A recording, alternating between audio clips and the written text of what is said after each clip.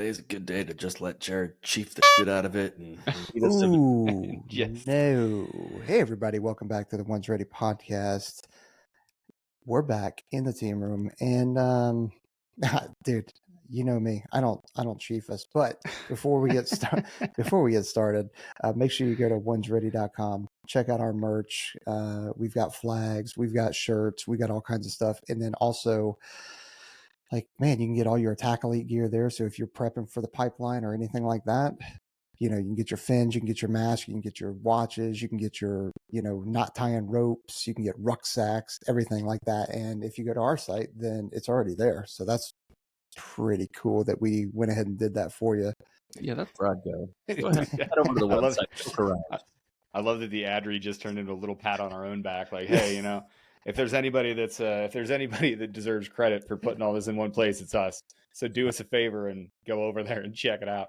A note on the Attack Elite. Hey, the Attack Elite Alice Rucks are sold out right now. They're trying to get it back in. So we were talking about that the other day. But yeah, check everything out on onesready.com. It's way easier to go shop there. And we're cool for doing it. So make sure to leave us a message and tell us how cool we are. Also, you guys need to like, subscribe, get this podcast out there. When you see a reel, seen a lot of this. Seen a lot of people that are like thumbs up a reel, but there's like no comments on the reel. Can you do us a favor and do those 4 things that you're supposed to do? You're supposed to like it, leave a comment, save it to a collection, and then share it out. That would be cool. Let's do that for a week. See what's up. Maybe not though. Just see what happens. Just see what happens. Try it on for size. Yeah. Let's see what happens. Try it on for...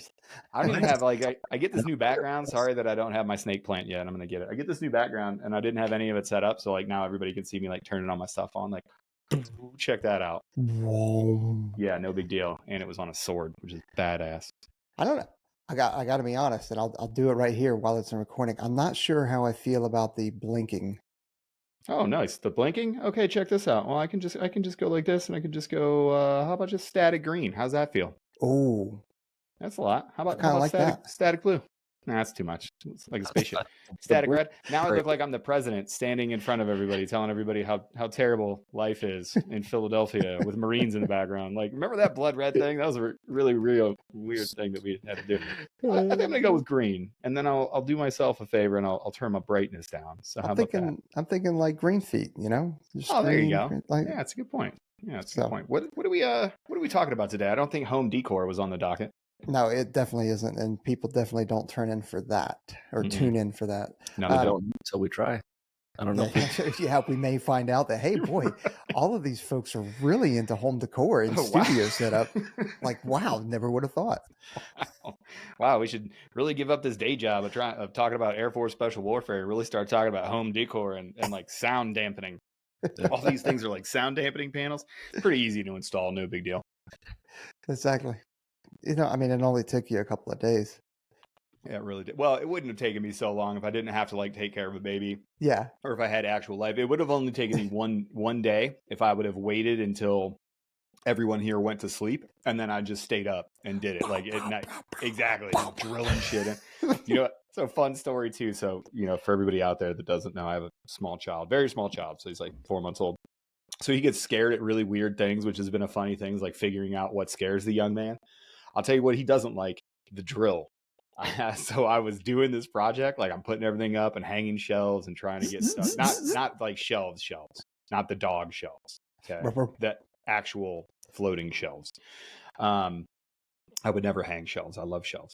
So I was like, hey, I'll watch the baby, no problem. I'm going to bring him in. He could do a little work with his dad, do a little man stuff. You have a little man training. So we get in here. I'm like, he didn't like the drill last time, but it was a while ago. He was much younger, so he's probably not going to be that upset by it. That was weeks ago.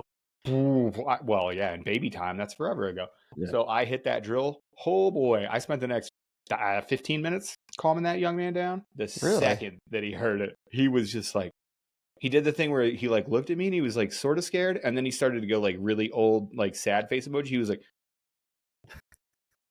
and then just big deep inhale and freak out. Like, oh dude, freak out. I was just like, oh, sorry buddy. Yeah. So anyway, drill, not cool. But I bet when he looks back on it, he's gonna look back and he's gonna, you know what, that was really hard, that was a really tough thing to get through, it scared me a lot, but you know what, I grew from it. And I think there's a lesson there, isn't there, Trent? I don't know how you get to do segues and no one gives you a hard time about it. Oh, let's get back on topic. Because people give me a hard time about being an actual piece of shit. They don't want to joke with me about my segues. People give you a hard time about being alive sometimes. So Right? let's let that go. They're much more worried that I'm vertical and breathing than about like how it is like I'm technically providing the podcast moving forward. Hilarious. Yeah, but yes, doing hard things. That's where I would say that's where all true learning occurs is during times of difficulty and struggle and stress and all those other things, which is why we take our jobs and the training and all that other stuff so seriously, and why why people want to do it. I think because I think that's like a natural human thing, is to understand that that's where all the goodness comes from, is the hard times and the struggle and all those other things. Well, yeah, Like when Jared joined in 1812 and they were like, boy, what are you doing here on this battlefield? Yeah. Yeah. He's just out there playing a flute. Like, what are you doing? Like 12 years. I'm out here playing I was dropping some sick bar. Just I can't remember what meme it was, but like It's it was good. hilarious. Like, imagine getting ready to get shot, and somebody next to you is getting shot in the face, and meanwhile you're on this flute playing Yankee Doodle Dandy. Like, what just dropping a sick beat. Just drop it. Sick beat. But I tell you what, that has a long, like, we still do that today. You're telling me we don't listen to pre-mission music? You're telling me you don't have you're telling me we all didn't figure out a way to straight up like wire our iPad into our helmet so that we could be listening to sweet tunes on target? That's a tale old as time. Military dudes, if you're going to go on a mission, you're going to want something bumping in your ear. Well, yeah, I mean, you're sitting here flying on a 4-hour sortie just to get to target. Like, you need to freaking get something going. Gotta get it going. Whole playlist. If you're doing a 3K walk on, like, sometimes that could take a while, so you're gonna want it. But to talk about the stuff that we're actually sitting here to talk about is doing hard things. Like, there's a bunch of different reasons why you want to do hard things. One of those reasons is like for your own personal growth and development, right? Like, finding your way through those hard things, approaching those hard challenges is going to actually help you every single time build on those things. It's just like working out. Shout out to Taylor Starch. He's been talking about running and doing all of the stuff that Taylor talks about. He's the mad scientist. But progressive overload works in a whole bunch of different modalities. Progressive overload works for your personal growth and development too. Taking on more and more challenging things will help you become more and more resilient and able to take on bigger things. So number one is like that, overcoming challenges, promoting personal growth. Like, of course, that's something that you want to do, but you can't do that unless you actually challenge yourself, right? Like, to use the working out example, working out is providing stress to your body and allowing your body to adapt to that stress. And then you're able to take on more and more and more stress. Doing hard things mentally and physically makes you able to take on more and more and bigger. I almost said more and bigger and harder things. So just mark that down and we'll put that one out there. Good job, Aaron. Idiot. But oh man, dude, I don't know if you guys can hear that. Somebody is in the dunes back there just ripping it up on a dirt bike. Nice. Oh man, it sounds awesome. Yeah, I mean, dude, just so yeah, I think it also gives you perspective too. When you're able to do hard things, like you've heard us say it. Well, I don't know if we have said it to each other for sure. I don't know if we've actually said it on the podcast, but you have a difficult day or something like that, or a situation that you're going through and day to day is difficult, and then somebody comes up to you and is like, "Oh man, how you doing? Like, is it okay? And what anything I can do?" And a lot of times, man, I think about it. I'm like, well, I can breathe. I'm not getting shot. Like, nobody's dying right now. Like, it's gonna be okay. So I think it's gonna be okay. Yeah. Like I said, I mean, how many times you've been in the pool and you're like, good God, all I want to do is breathe. I can breathe. I'm not getting shot at. Nobody's dying right now. It's gonna work out. It's gonna be fine. And I think continuously doing hard things. I don't think just doing the pipeline is hard enough, right? You got to continuously do hard things because it helps give you perspective. And I like one of the most difficult times and the coldest I've ever been has not been in training at all, not even close. It was specifically, it was in Afghanistan, but like like I can pinpoint it, right? But all of those difficult and hard things continuously piled on each other helped harden me the hell up so that I had perspective. And so I go, okay, yeah, I mean, this sucks, but at least mentally I'm able to kind of get through it just fine. And at the same time, I also had no choice. So, to what CZ, I think it was CZ said it. I know you've said it, Aaron, is, hey, if you can't get out of it, may as well get into it. Yeah, I don't know where I actually got that from. Wild Bill Adams. That's who I got that. He used to say that all that he would silverback.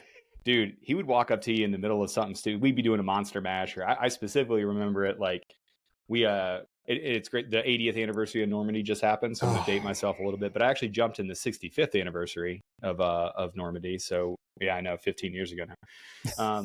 But before that, like we were in Normandy for probably like a week and a half. We were at the 321st. We went out there. We camped right on Utah Beach. The families came. We did a deep dive. We actually did a college class, like all into Operation Overlord and stuff. At the time, I was like, this is stupid. I don't want to be walking around with some college professor. It was one of the coolest things that I've ever done. Like I got done, I was actually embarrassed how bad I poo-pooed it. I was like, oh yeah, you don't want to learn about the history of Pointe du Hoc. And then I looked back, I was like, wow, what an idiot thing to say. Anyway, I'm sorry, I'm not a good person or a smart person, but looking at, I can't remember what the point of the Normandy thing was. Yeah, you got to get into it if you can't get out. Oh shit! Oh, it was Wild Bill Adams. Oh, that's why we were. So at the time, TA wanted to have old Thad Allen. I think he's out now. Is Thad Allen out? Or yeah, he's retired now. Okay, cool. Thad Allen, what's up? Great commander. Love that dude. Watch him snap his tib fib one time playing dodgeball is hilarious on the opening run. Anyway, and that's why you don't play dodgeball. Ball sports and an STS are a bad thing. But anyway, so we're out there. TA wanted to have a PT session. He's like, hey, this isn't a vacation. We're at work, so we're going to go PT on Utah Beach, which is crazy. Sun's coming up over, France, and we're out on Utah Beach getting after it. And sandy, dirty. I mean, it's like an in-dock style. So you know how those things ramp up. Like sometimes, at the units, you have these monster mashes, and sometimes it's cool. You're just like, all right, cool. And then every once in a while, you're in the middle of a monster mash and you start noticing like, hey, that team's going hard. They're taking it a little bit more serious than we are. And then that other team's like, oh no, well, we're gonna step it up. That was what on your team, because I'm like, I don't want to go hard today. And then that one dude on your team who agreed that we were just gonna chill through this thing today, they get a wild hair up their butt and they're like, no, like you can't just like let them go off by themselves. And then I get dragged into smoking the dog shit out of myself for no reason. For sure. Well, that exact same thing happens, right? Like we were just on the beach and it just ramped up to an intensity that nobody was prepared for. And Bill Adams, just completely covered in sand, absolutely just looks like a mess. His shirt is like stretched out because we've been doing like low crawls and dragging our skulls through this. He just comes up and he's all smiles and he just goes, hey man, can't get out of it. Might as well get into it. You know what I mean? And I've never talk about a reach back moment to a really hard thing, because in that moment I just laughed. That guy was older than me. He was a no shit dyed in the wool war hero. Like that guy's contributions to the CCT career field are immense. Like you can't say enough about what he's done. And to watch that guy, with all of his injuries and all of his, past stuff and everything, for him to just come up to me and go, hey man, can't get out of it. Might as well get into it. It was just the funniest thing. But I think about that often as stuff really starts to suck. And you're just like, all right, well, you can't get out of it. You might as well enjoy it, because nobody likes a sad sack. So let's just go. Well, and to Jared's point, I think that perspective came from the repeated exposure. You can't just do it once, because the first time you do something difficult, odds are you're going to be like in a survival fight or flight mode. You're just trying to get through it.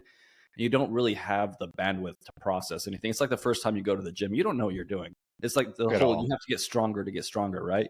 Right. Like you're going to find if you go to the gym consistently, like 3 or 4 months in, like you can like focus on the mind to muscle connection. You actually start to figure out what you're doing. But that first time you go in there, you're just like, I don't know. And then you're insanely sore from doing almost nothing. But It takes the repeated exposure to gain that perspective so you can have a positive attitude about it. And then, so like those are the types of things you should be doing before you get into the pipeline. So you have some of that, perspective to have positivity push you through. Does that mean that you should join some of those alpha male groups? Is that what you're... Hey man, if you got 18K lying around, do me a favor. If you're thinking about going to one of those groups, where you're going to be an alpha male at the end of it, send me your money. I'll invest it for you.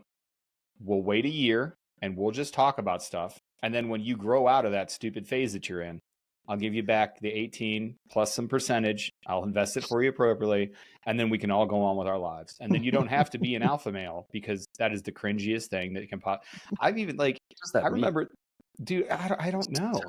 Like, you're just a guy. You're not a apex predator. You're just like, what do you mean an alpha male? Like, how do you go to dinner with your friends then if you're all alphas? Is there a sigma male that's over all of the alpha male? I don't fucking know. I just don't understand why we have to do this.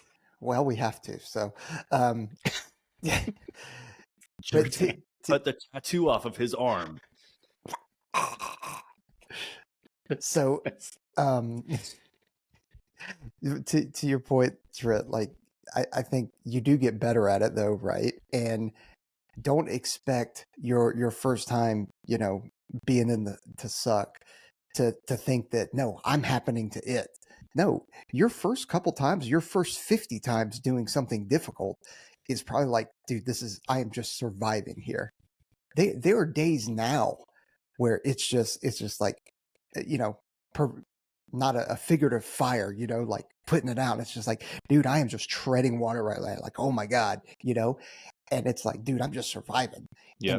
And there are just simple 3-mile runs that I'll go on, and I'm like, dude, this is totally happening to me right now. And I'm talking about like, dude, I love this is totally happening to me.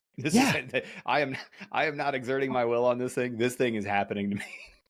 I still get that, right? 100%. So, you know, to think that, you know, I'm hard in the hell up. I'm trying not to use the F-bomb so that we don't get demonetized. But well, let's just let's put it on pause, everybody, because I do want to talk about something. Peaches, please write down your point, because I think it's important.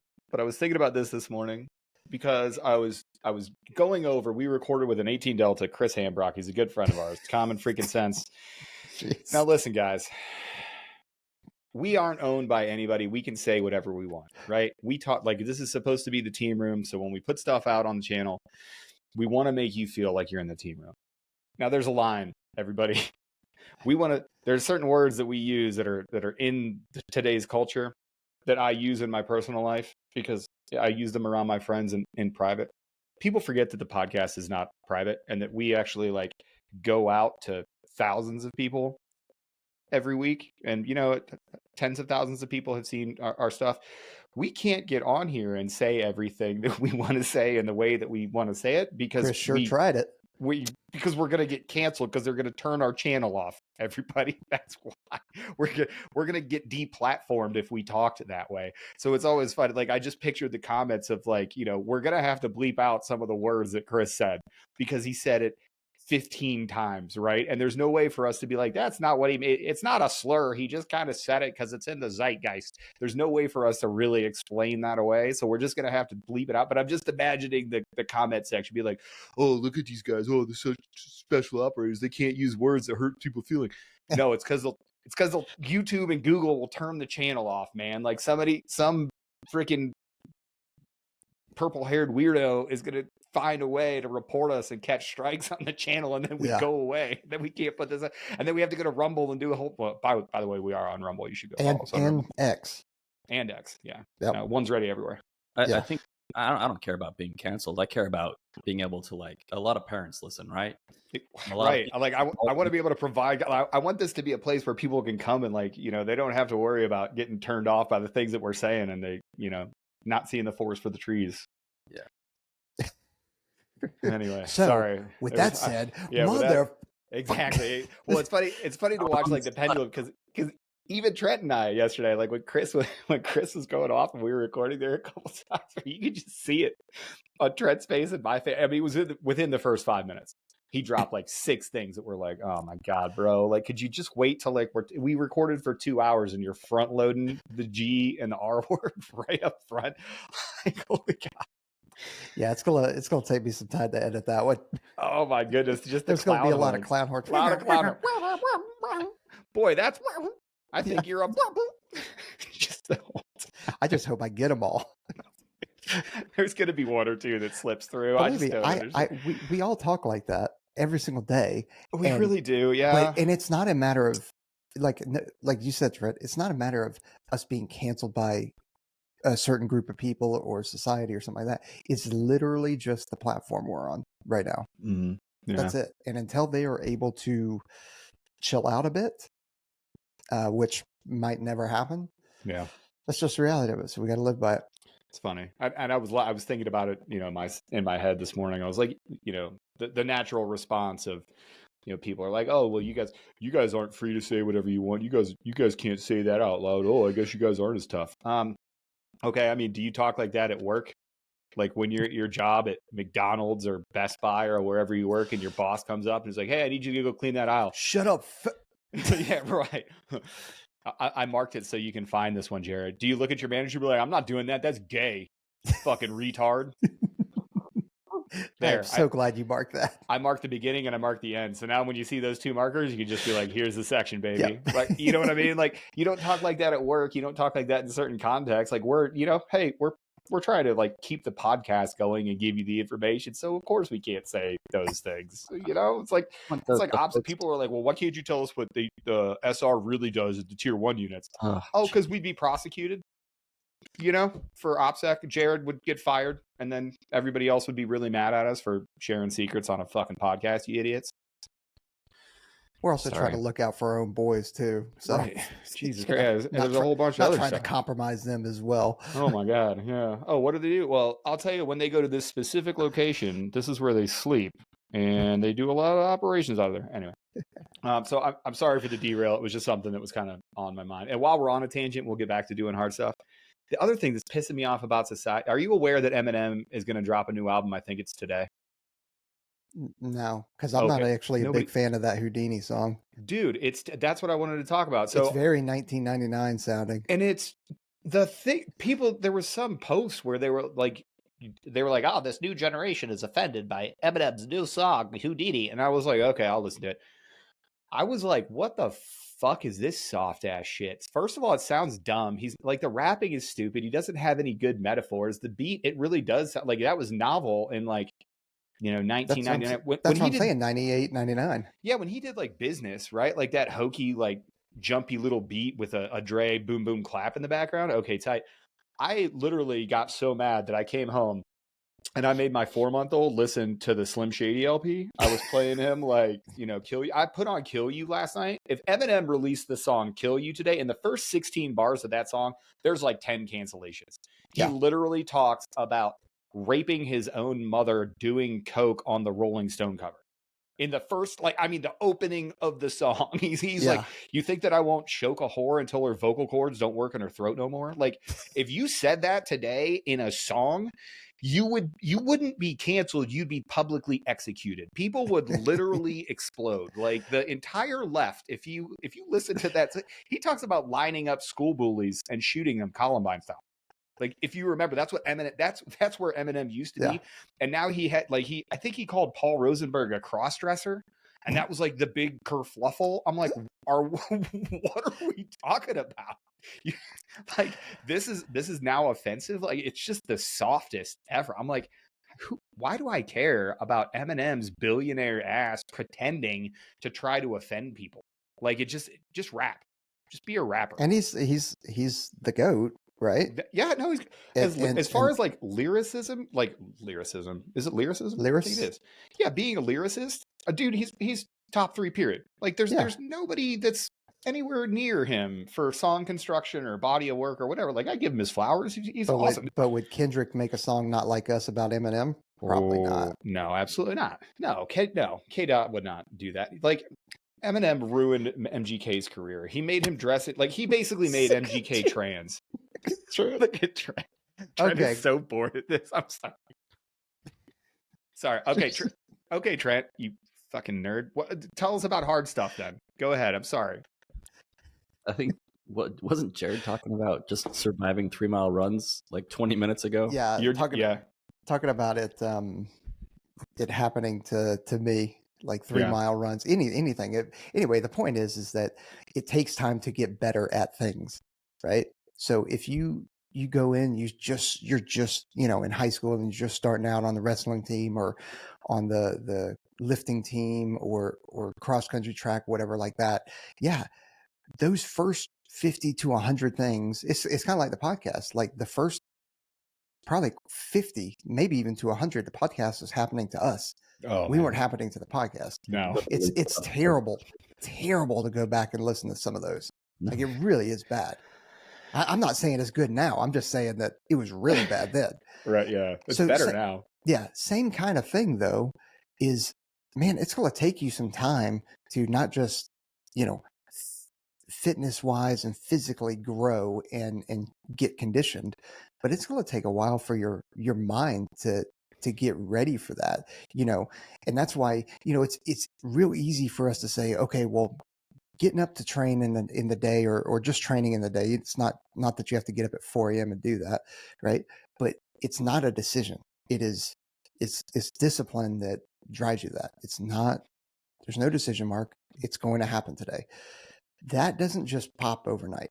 Maybe for some people it does, but it takes time. And there's that discipline is going to wane sometimes. It really is. Yeah.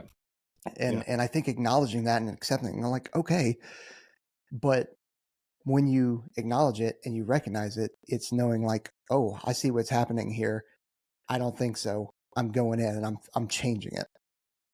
Well, it typically takes like putting the work in and getting kind of good at something, right? And then slacking off. And then realizing when you get back to that thing, you're like, oh, like if I don't do this all the time, it turns back to garbage. Like I lost like 80% of my progress. And I think that's one of those things that you learn over time too. You're like, okay, well, if I don't keep up on everything, then it all just, you know, it all falls off the wagon and I can't get back to it. Yep. I guess I would ask there, like, as I'm listening to you talk, because I agree with you. But I've had the problem myself of, man, if everything's a priority, right? Like if I'm not keeping up on everything, then, you know, how is it that you prioritize what's really important, right? Because if, you know, just what we're saying here, if everything is perishable, then how do you prioritize what's really important? I think experience, in my eyes. Yeah.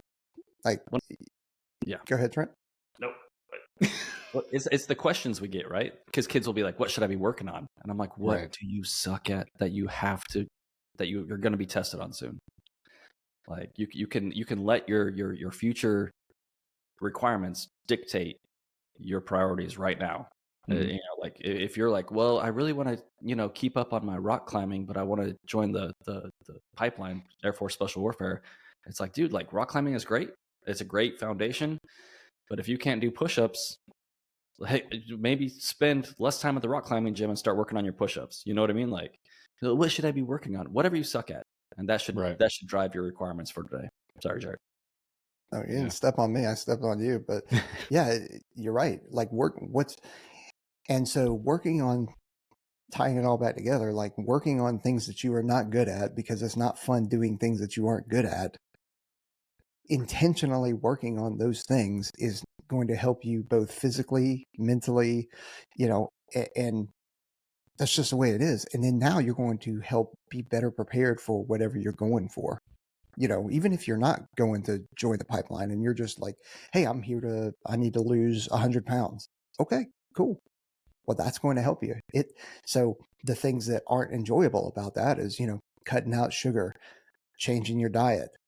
Maybe you have been going to the gym, but now you're going to the gym more, longer, or whatever it is. And probably one of the most difficult things isn't actually the gym. It's just changing your diet because, man, like as somebody who loves like some treats, I love some treats. You do love some treats. You know, I love that about you so much too, man. Everybody knows that. Everybody that hangs out with me, really, like, boy, it's one of my favorite things about you, man. Like you can't, don't let this. Up. I just can't wait until October so that I can visually watch Jared crush an entire family size thing of candy on his own. Just what's your favorite candy? I have a lot of them. What's your okay? So here's how we're gonna. Okay, this is important. Here's how we're gonna figure this out. I want your favorite candy, non-chocolate, and your favorite candy, chocolate. Airheads. I love the Airheads. Airheads? I love it. I love the Airheads. I have never put an Airhead in my mouth. Don't start. Jesus Christ. Don't start. So that would be candy, and then probably candy bar would probably just be a Snickers. Now, if you want to talk about my favorite dessert, Here we go.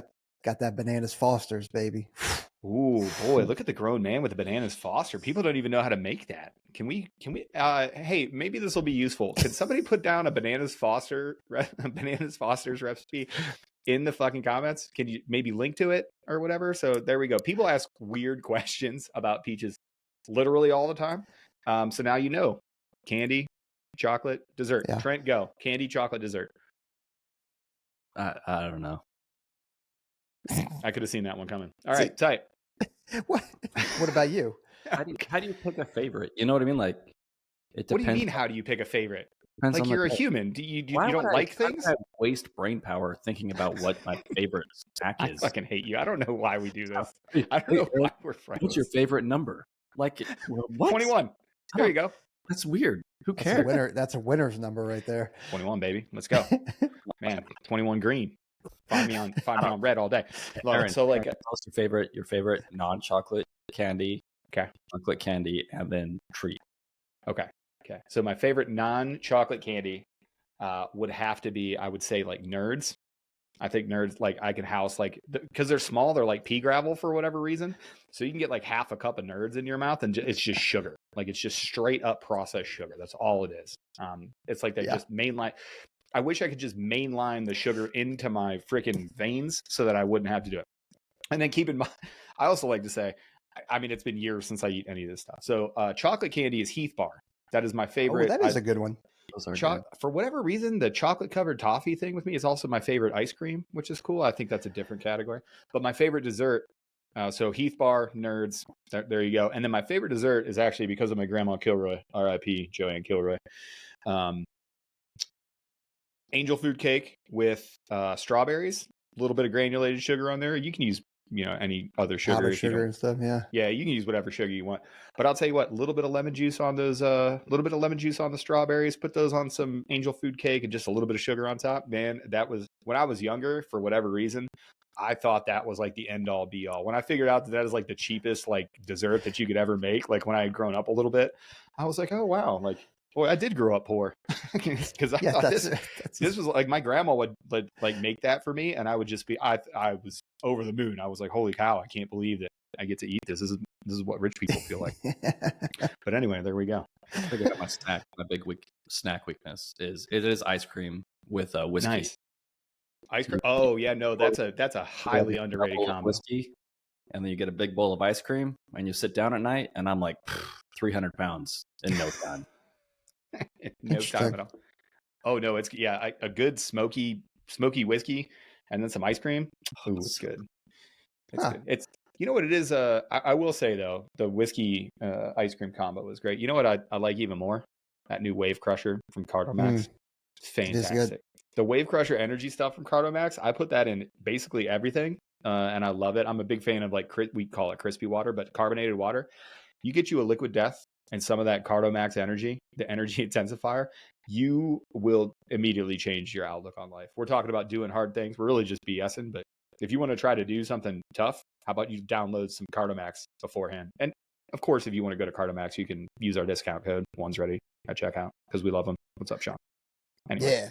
It's more about now that a lot of their stuff is back in stock now too. So. Oh, dude, they restocked everything. I looked on their website. Everything is restocked on there. It's awesome. It's supposed to be new packets now too. So, ooh, are they? Yeah, it's supposed to be. Ooh, I don't know. I'll let you know next week. Oh yeah, exactly. Yeah, I'll let you know next week. Exciting times upcoming for the One's Ready podcast. More CardoMax. Yeah, and caffeine, brother. Yeah, brother. HydroMax before you go to bed with all the stuff that you need in it. Just be hydrated for tomorrow. That is my jam. I love it. That is my jam. That is my jam. So the hard things that we're talking about doing, like we're talking about building those muscles, what it really does is it leads to resilience, right? So what we're talking about is, it doesn't seem like you're laying the bricks for mental fortitude. It doesn't seem like you're laying the foundation to be a more resilient human, but that's exactly what you're doing. If you think about every single workout that you do, I started using this mantra when I got done going to jujitsu when I didn't want to, or going to the gym when I don't feel like it. When I leave those things, I no kidding, take a couple of seconds for some positive self-talk, because I'm so bad at it. But what that does is it leads to resilience, right? It leads to a thing where you're like, hey, this was really hard. I got through it for whatever reason. Either I didn't want to go today, or I'm injured, or I'm not feeling great, but I got through it. Those little stepping stones get you to the big thing. People ask us, how do you guys deal with the things that you've seen, or how do you deal with, the amounts of stress? Because that is an amazing amount of stress. People don't see the entire progress to get there. How you deal with being deployed and getting into some really hairy shit. You go back 3 years and you wake up at 5 a.m. every single day because you're training to go into the pipeline, and you never let yourself slip. And every single day. And then the days that you do slip and you do sleep in, you give yourself some grace, and you go, hey, you know what? I missed my morning workout. I'm just going to get a run today. That's all I'm going to do. I'm just going to bounce back and get a little bit of a run. And you start building those stuff like, Chief Cox, Nate Cox, a long time ago now, talked about building your mental armor, starting to build those little things to make yourself more resilient. And you do it in the most innocuous ways. And it's sometimes just getting out of bed and getting up early and going on that run, or getting an extra stretching session in. That actually builds your resilience through. That lays the groundwork for more and more stress that you can lay on.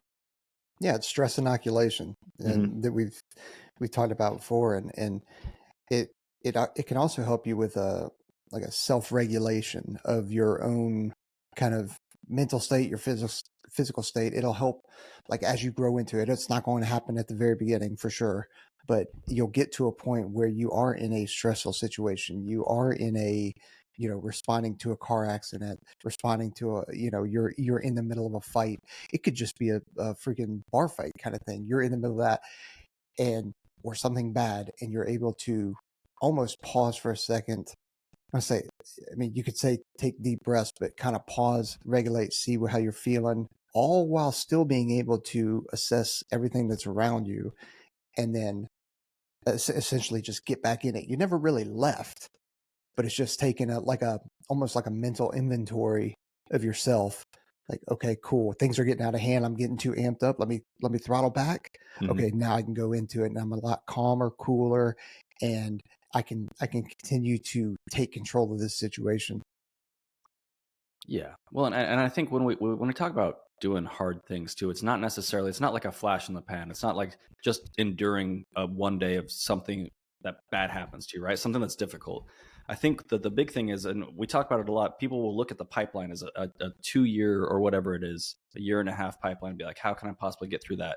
Well, if you've ever gone from like 0 to like deadlifting 400 or 500 pounds off the floor, you start to understand timelines and how long it takes to do everything, right? And it affects the whole rest of your life. Like as a grown man, if I go into a Muay Thai gym and I've never done it before, I have zero expectations like a 4-year-old. Like, I'm going to learn 3 moves and I'm going to be good at this. It's like, no, this is going to take years or the rest of my life to be middling at this activity. Right. Right. Yeah. And that's something that we learn through all these things. And so like, it's that patience, it's learning how to take things like a one step at a time. And once you see the way in one thing, you see it in all things. And I think that's really the big thing. So like when we're telling you to do something hard, I'm not telling you to do like, just wake up tomorrow and go run a marathon if you haven't been running. I'm saying that the hard thing is, like we would talk about, waking up every day, incremental progress, progressive overload. And then like, once you understand how long it takes to actually get good at something difficult, it makes everything else seem, it gives you perspective, right? That perspective on how long it's going to take you to go from A to B. Right. Yeah. A really helpful thing that I heard yesterday, as a matter of fact, was the mental image of going out on the balcony, right? It's a business term. So when you're in negotiation and you find yourself just really into a conversation, maybe you can't see the forest for the trees, maybe you're just hyper focused on stuff. There's a mental exercise called going to the balcony, and you picture yourself literally walking out onto a balcony and looking over the conversation that everybody's having, because it's a way for you mentally to disassociate yourself from that emotional response and being in the moment, and really just taking a second, just like you were saying, Peach, in your bar fight analogy, just to be able to kind of step back and go, hey, what's really going on? Like, why am I emotionally involved? Can I just like walk away from this? Would it be okay? Like, it's a negotiation tactic called going out on the balcony. But I thought that was a really, really good way to kind of train yourself to not just respond and just react. When we respond and react in our lizard brain, very rarely is that appropriate. Like very, very rarely in day to day, unless we're talking about some very specific things. Like if you're in a gunfight and you're fighting for your life and you just have to react tight, use your lizard brain because you're going to resort to your level of training. Hopefully it's good enough. However, you don't want to use your lizard brain or your monkey brain all the time. You want to be able to disassociate and go, hey, wait a second. What is this situation? What are we really trying to get after? Am I reacting emotionally, et cetera, et cetera?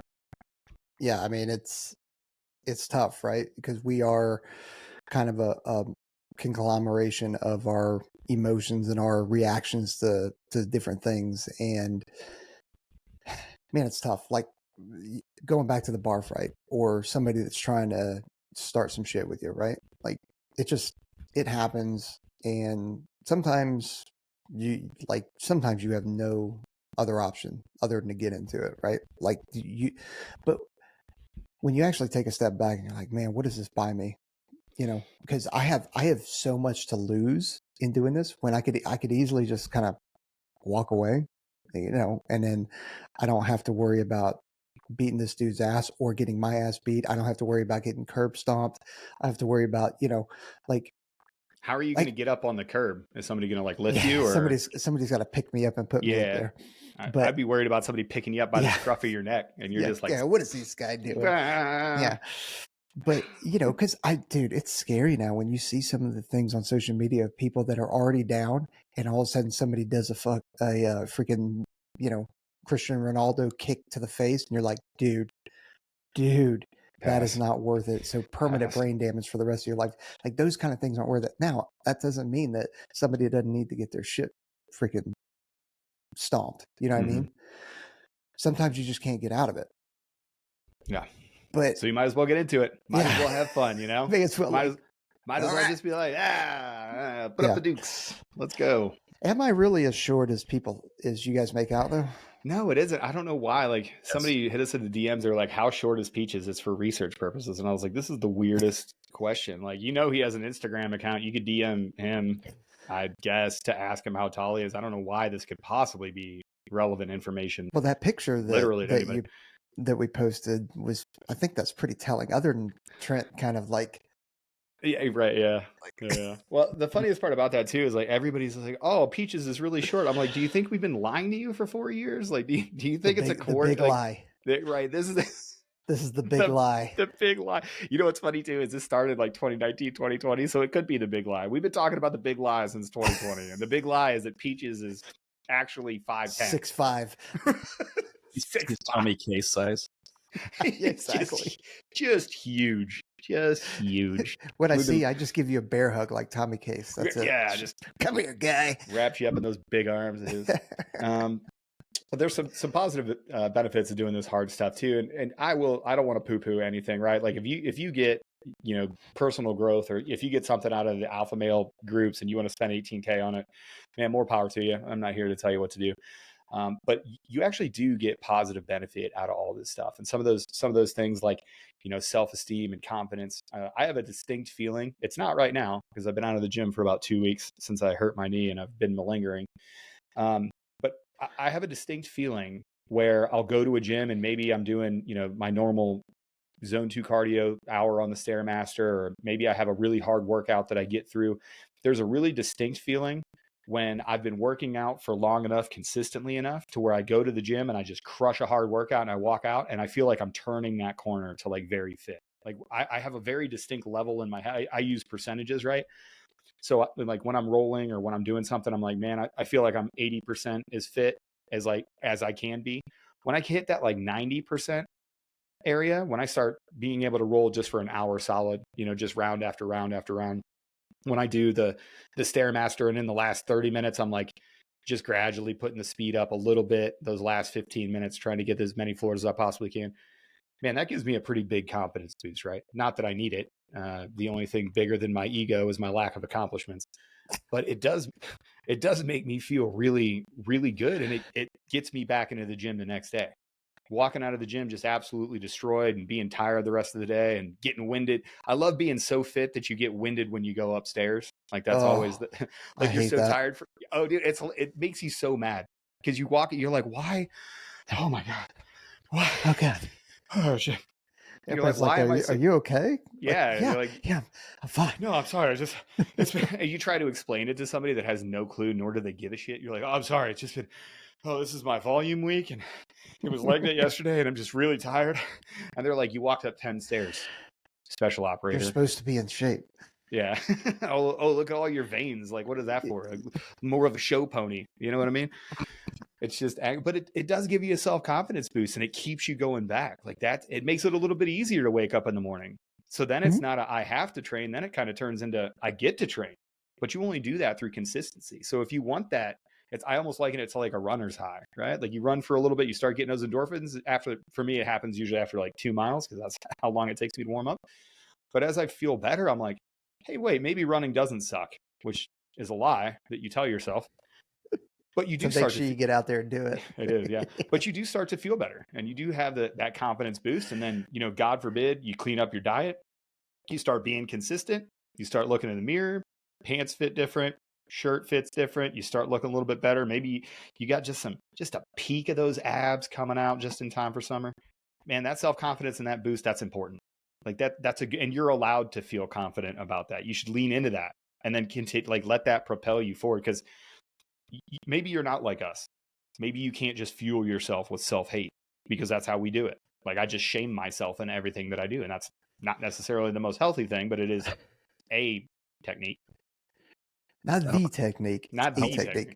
I was going to say earlier when you were like, oh, give yourself some grace. I'm like, that's not what Jared does. That's not what any of us do. Right. Yeah. Like, you piece up. Dude, like, for real. I'm not lying about it. Like I said, it's like you said, Aaron, it's not healthy probably, but no. Like, I will talk some mad crap to myself about, like, man, is this really who you are?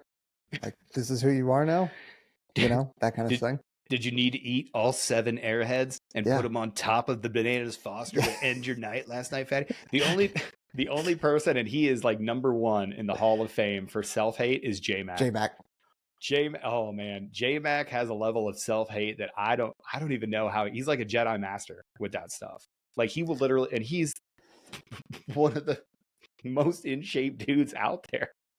And the fact that he will just be like, you like that, Fatty?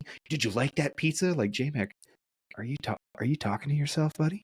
Yeah, it's not an act.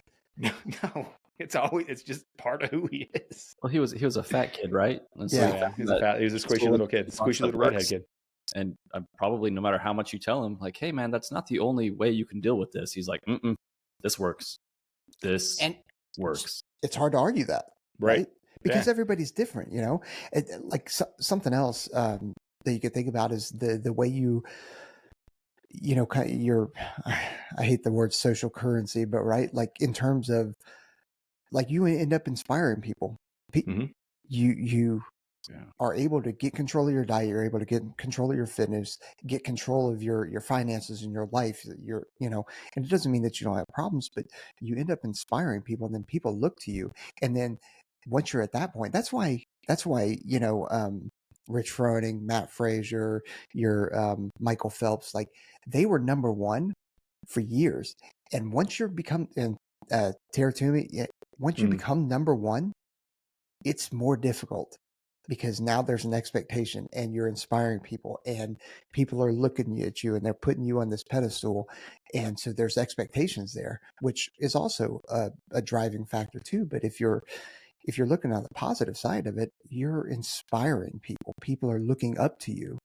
And that is a good reason to continue to do difficult things and continue to do your best to stay on top. Nope, that's my nightmare. Where people have expectations that I will do something that will inspire them. That's hard pass. No, don't throw those expectations at me. I don't want to put myself in a position where people are like, oh, you're the man. Nope, not the man. Man, to quote Eminem, I'm not a role model. I don't want to babysit kids. I got one kid, Haley Jada Shady's business. That's great. I'm just going to put in Eminem bars in the middle of this.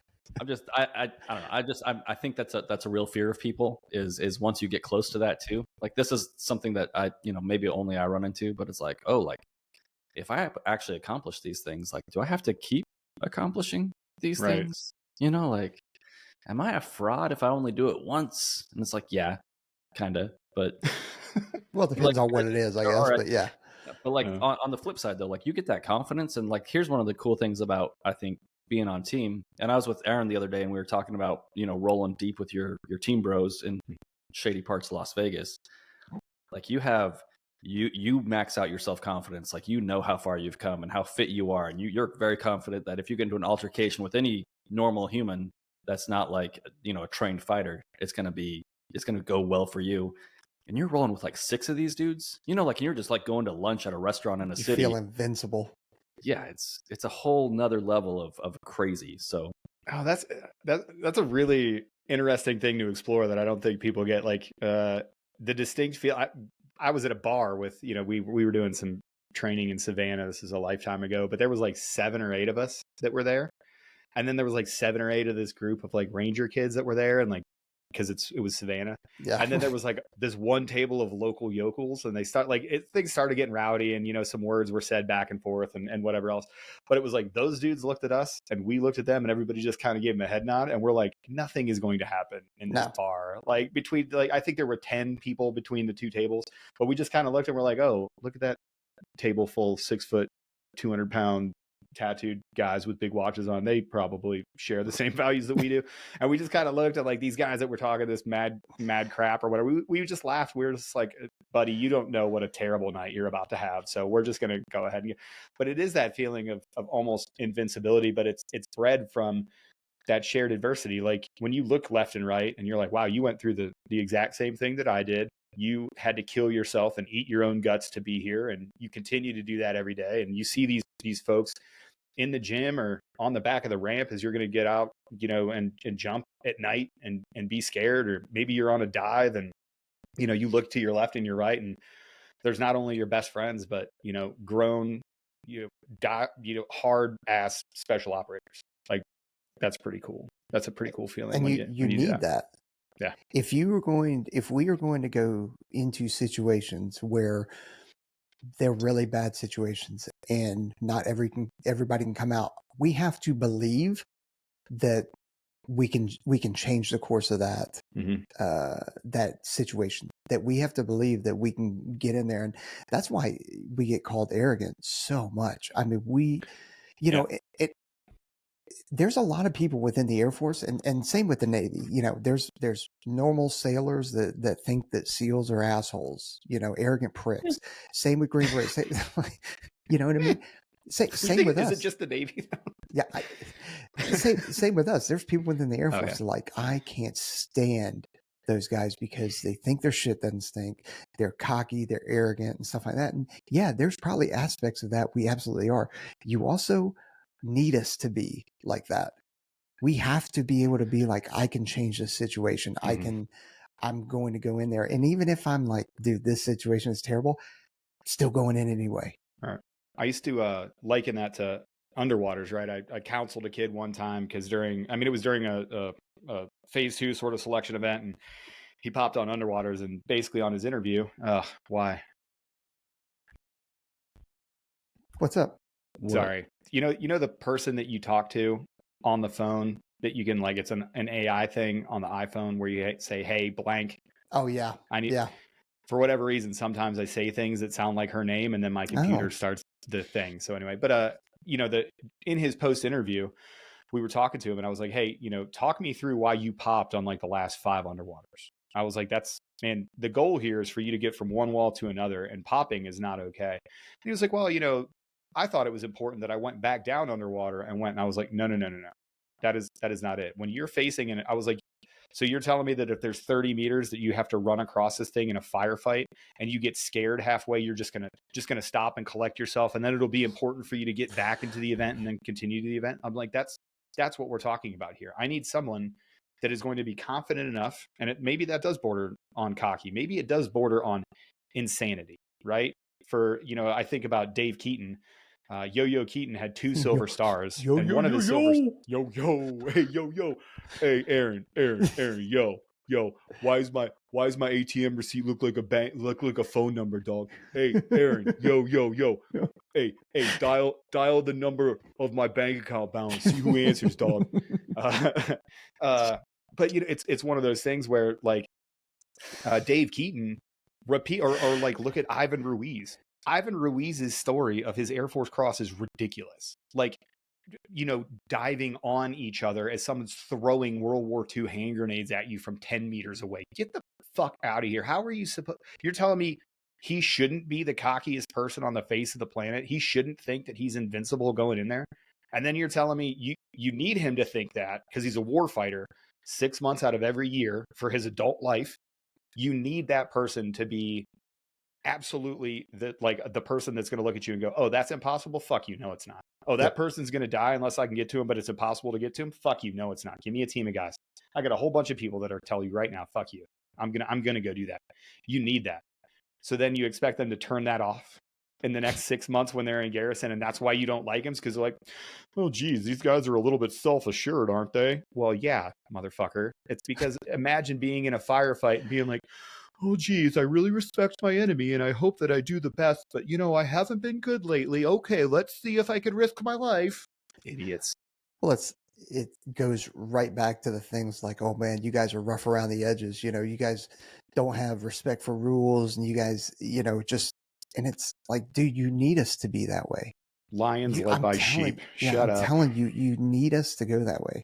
And there was this thing on Instagram going around about he was a British dude and he's talking about the SAS and he's like, same kind of thing. He's like, you need these guys to be just kind of savages and not be polished and not follow the policies and to be able to tell people like, go F yourself, like that's just the way it is. Right. Yeah. I don't understand why people can't make that connect. Because you know what, like the most hilarious thing ever is that the same people that are bitching about, and I saw this on Bastion, like my last deployment to Bastion, we shut Bastion down. It was like 2 rotations after the Bastion base attack. When we got there, was it 2 rotations after? Like 2. So it's probably like 6 months, 8 months when we got there after the Bastion base attack. So it was like this big thing. Prior to that, everybody was doing this. I mean, there were too many bobs. The base was too built up. Like it was just the classic, the classic thing when deployments have gone on too long and bases have been there too long. And it's more of like a garrison thing. You got bobs standing on the side of the road, like some dumb army E9 has nothing better to do with his time than to tell you that you're driving faster than 15 miles an hour on some stupid road, right? Like you're like, we're at war, dude. I'm in Afghanistan and you want me to drive 15 miles an hour in this dumb truck? Shut up. But it's funny because the team was just getting all this it was the same thing, haircuts and, hey, you may be deployed, but you're not special and blah, blah, blah, blah, blah. That whole tone really changed when the Bastion base attack happened and the Alaska bros basically went and engaged in close quarters combat with the people that had breached the base and were pretty much single-handedly responsible for stopping that attack along with some other air assets. But it's funny, like when that stuff happens, you want that monster. You want that absolute wolf to come out. You want that line. You want to like, hey, you want to take the leash off of those teams. Mm-hmm. You don't want it's the weirdest dichotomy to try to live as a special operator because these people are like, they want you to be, they want you to dress like a sheep. They want you to put sheep over your little wolf skin or sheepdog skin or whatever fucking animal you want to put in here. And they want you to pretend not to be a savage for like half your life. But then when the shit gets real, they're like, no, go be a savage. That's good. That's what we need. You guys are awesome at this. It's a weird thing to try to walk that line. Mm-hmm. It's a them problem too, and I think sometimes you come across as arrogant because we've all had these conversations. You'll be sitting in an office somewhere in an Air Force base. Someone's telling you a story about this TDY that they went on that was really hard. And you're like, bro, like my last TDY, like the plane landed, we got off, they shuttled us to the training area and they just started being like, you have 20 minutes to plan this mission out into this middle of this desert, go. And you're like, and you guys are puking and everybody goes black on water and everything goes wrong. And that's like the start of your week, Right. And then like you get home and you get another TDY. And it's just like, I get it that I can't explain to you what my life is like. And I think that non-explanation, it like bothers them sometimes when like they like tell their story and you're like, yeah, okay. Like, no, that sounds like it was tough, Yeah, it sounds tough. I'm not going to validate that staying at a 3-star hotel is really hard. Like, and you had to stay up for 2 days one time. Like, But man, IUD is hot. So how about you put some respect on it? It is hot. and to be It is fair, hot. and we've talked about this too. Like, if you made me finance and sent me to IUD to sit in a stupid office for 6 months and to be around all those people constantly and be stuck on that place, like I would lose my mind. I'd be throwing in, you know, my package to cross train every day. Right. You'd be the first person that my FSS actually calls on the phone to be like, hey, dude, we got it. Quit hitting the button. Okay. We're processing, right? You actually broke a digital button. I don't know how that works. But. Yeah. Well, I think that's good. Who knows? Maybe it's not good. I don't know. But it's just we covered late 90s rap versus today's rap. The fall off of Eminem. Yeah, that was a good snacks. We talked about snacks. Really important information. Get the snacks out there. Do hard stuff often. Rehack your currency. It's just like a vaccine, an actual vaccine, not an mRNA treatment. Vaccines are meant to expose you to small amounts of stress so you can take on bigger stress in the future, but you have to give yourself a booster all the time. You yeah. Well, peaches. Careful. Well, I don't know. I was going to say when we talk about discipline and stuff like that in terms of working out and how sometimes you fall off the wagon, and it's not the end of the world, but two, a lot of people make fun of these motivational, shorts, whether they're 90-second or 33-minute freaking motivational thing. Dude, I tell you what, man, as silly as that may be, sometimes I will watch some of those just to see what's being said, because there's some good stuff in there, and you're just like, all right, that's when I need it. It's just like a little for me, it's a slap in the face to go like, dude, get off your ass and go do something. Every once in a while, instead of listening to music in the gym, because I used, typically working when I was, at work, I was working out really super early in the morning because it was just my thing. But I'd be in there like on my own, right? So sometimes I'd listen to music or I'd put together playlists or whatever, cool. But every once in a while, I would just get into this mood where if you just go to YouTube and type in, best motivational speech, they have like motivational speeches that are like an hour long, and it's a compilation of people doing that. There's one, Muhammad Ali. They take some of his stuff, and Muhammad Ali's story is absolutely crazy. Cassius Clay. His mama called him Clay. I'm gonna call him Clay. His mama called him Clay. I'm gonna call him Clay. Joe Louis was 137 years old when he got beat by Cassius Clay. Anyway, but I'll tell you what, man. Like there's a compilation. Maybe I'll link it in this. Description. I was told today that you can go back and edit old videos, which was really helpful information. So I want to say thanks to the commenter that put that out there. I didn't know you could go edit your own content on YouTube, so I appreciate that. But it's absolutely outstanding. It's just a clip of him talking as he was coming up through the boxing world. And for people that weren't tracking, like he was not supposed to beat George Foreman. The Thrill in Manila, the Rumble in the Jungle was, one of the biggest boxing matches of all time. And, the What's My Name fight, absolutely crazy. Like Muhammad Ali, all-time great trash talker, but there's like a 4-minute clip. I'm like getting goosebumps right now because I'm conditioned as I'm thinking about this to be motivated because I listen to it in the gym. But I'll tell you what, man, you can poo-poo it all you want, but if you find something that motivates you like that, go ahead. I remember there was a 1-hour motivational like montage of stuff that I put on a playlist at the Baton Death March. And I was like, you know what I'm going to do because I'd done the baton like 2 times, I think at this point. So the 3rd time I did it, I was like, you know what, at 20 miles in, I know how I'm going to feel. And I know exactly what's going to be going through my head. And I'm going to know how bad that I want to quit, break, die, puke. And I'm going to put this on. And for the next hour, I'm going to listen to these people talk in a motivating way. And I'll tell you what, just thinking about that was the biggest shot in the arm to just shut the fuck up and go work.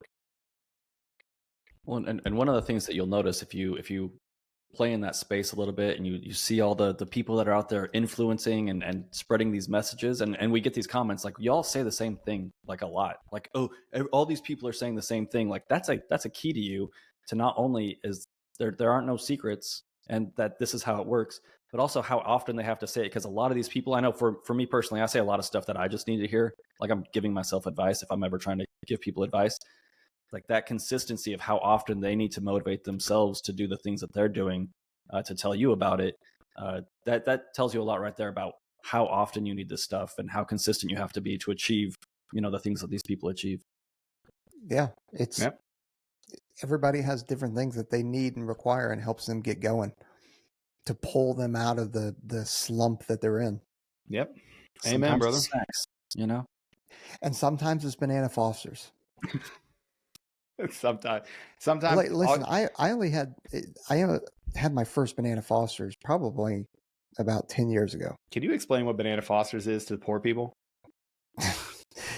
Yeah, so you take it's some kind of, like, it's cinnamon, brown sugar, and bananas, and you're cooking them in a pan, and like you get the flame, whatever, you put a little bit of whatever alcohol that is, and I think it's rum or something like that, and they light it on fire, and it kind of browns the bananas a bit, but it also turns that brown sugar, cinnamon, and stuff into like a sauce, like a glaze. And then you put it over vanilla ice cream, and it's glorious. It's glorious. Magnifique. Yeah. So shout out Philbo Baggins for introducing me to that. Oh, that's right. You guys don't know. Pimp Freeman. I call him Philbo Baggins. That actually makes sense. Why? Well, because he's a short. I know. I realize that I'm calling him short. Yeah, but, right. He is. So he's taller than me, but he's short, and he's got little hairy feet on top of his feet. So he does, dude. Seeing him at the 75th was hilarious. Like talking to Pimp Freeman, like he just came up and was just 0 to 100 so quick. I love that guy. That guy is so great.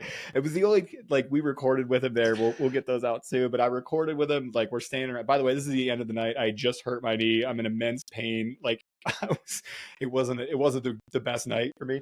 And Pimp is like, hey, I want to come on and record. Well, I was like, hey, no problem, man. But he said this at the beginning of the night, and then he waited. He was literally like the last one to record that night. So he's holding this microphone, and even in the video, he gets through this thing. Like, he gets done answering a question, but in his head, about halfway through the question, he was like, "This is it." Like, because he was a little bit buzzed. He was like, "This is the last question I'm going to answer." So he gets this answer, and he's like, "Okay, yeah, man, cool." And I'm starting to ask my next question. He's like, "All right, great, thanks for having me on." That was like, yeah, Pimp Freeman, thanks for coming. It wasn't that dramatic, but the way that he answered the question, he was just like, I was ready to have like more conversation with him, and he was just like, "Oh yeah, that's great. Thanks for asking me to come on. Anyway, have a good time. Everybody train hard out there. Thanks for having me on, Aaron. Bye." The big time from Pimp Freeman. I'm done talking to you. Philbo Baggins. Yeah, Philbo Baggins. I love it. I love it. All right, everybody. Please leave us a review. Don't forget to like, subscribe. Check us out. Check out onesready.com for some of our merch. Also, check out the folks that we're working with. You know that we work with Hoist. You know that we work with 18 Out Fitness. You know that we're working with CardoMax. Trench Coffee is still a thing right now, but not for much longer. They're going to put a pause on. They got to put a pause for a couple of years just because there's some overseas movement happening with Trench. So nice. Stuff and things. Yeah. So why don't you guys just tell us what Trench actually does? Here's their home address. You go ask them how tall they are, weirdo. All right, fellas. Everybody out there, have a good one. Later. See ya.